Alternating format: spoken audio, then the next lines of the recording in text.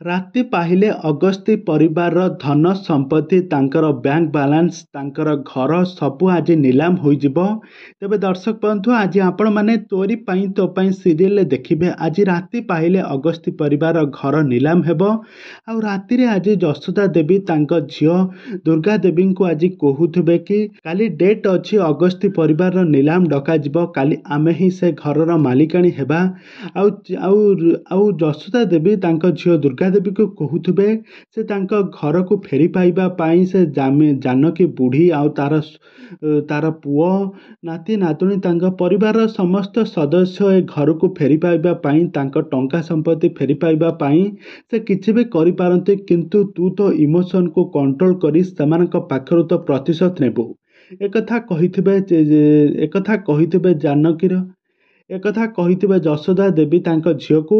ଆଉ ଆଜି ସକାଳେ ଦେଖିବା ପାଇଁ ମିଳିବ ଏକ ନୂଆ ଜବରଦସ୍ତ ଘଟଣା, କାହିଁକି ନା ଆଜି ଏମିତି କିଛି ନୂଆ ଟ୍ୱିଷ୍ଟ ଦେଖିବା ପାଇଁ ମିଳିବ।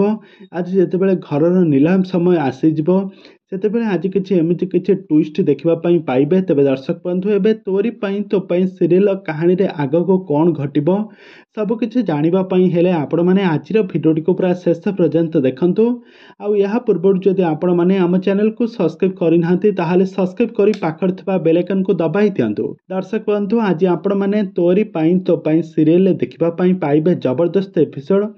ଆସନ୍ତା କାଲି ସକାଳେ ଅଗସ୍ତି ପରିବାରର ସେହି ସବୁ ଘର ସମ୍ପତ୍ତି ନିଲାମ ହେବ। ଆଉ ନିଲାମ ହେବା ପୂର୍ବରୁ ଆଜି ଜେଜେମା ଆଜି ରାମକୁ କହିବେ ରାମ ତୁ କିଛି ଗୋଟେ କର, ଆମର ଏ ମାନ ସମ୍ମାନ ତୁ ରକ୍ଷା ରଖ, ଆମେ ଏବେ କ'ଣ କରିବା, ଆମେ ତ ଏବେ ଦାଣ୍ଡର ଭିକାରୀ ହୋଇଯିବା, ତୁ କିଛି ନା କିଛି ଗୋଟେ କର, ତୁ ଚିକିଙ୍କୁ କ୍ଷମା ମାଗି ତାଙ୍କୁ ଏ ଘରକୁ ବୋହୂ କରିକି ନେଇଆ, କାହିଁକି ନା ଆମେ ଏବେ ଦାଣ୍ଡର ଭିକାରୀ ହୋଇଯିବା, ଆମେ ଏବେ କ'ଣ କରିବା ବା।